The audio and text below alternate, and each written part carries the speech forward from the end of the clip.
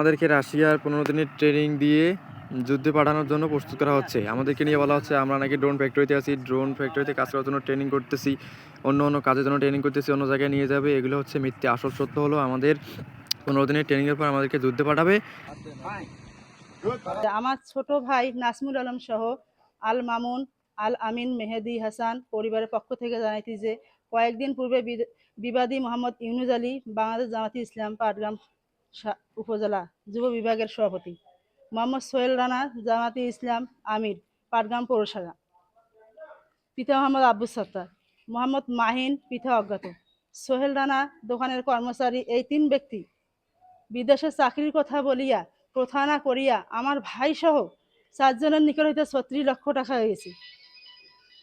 পরবর্তীতে আমার ছোট ভাই সহ সহজ সরল মনে বিশ্বাসে প্রতারকের প্রস্তাবে রাজি হইলে উক্ত প্রতারক ব্যক্তিরা গত 7/5/26 তারিখে আমার ভাই সহ 4 জনের ফ্লাইট করে কাজের উদ্দেশ্যে সুদূর রাশিয়া শহরে মস্কো পাঠায়।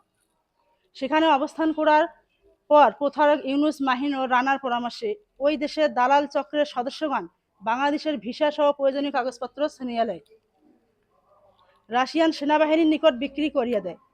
বর্তমানে বাংলাদেশের রাশিয়ান ইউক্রেনের দখলকৃত স্থানে সেনাবাহিনীর জিম্মায় রয়েছে।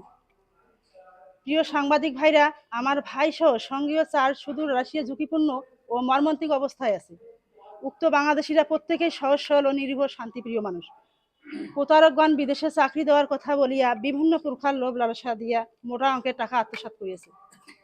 উক্ত প্রতারকদের আইনের আওতায় লইয়া প্রত্যেকের দৃষ্টান্তমূলক শাস্তির দাবিতে সংবাদ সম্মেলনের জন্য আবেদন করিলাম।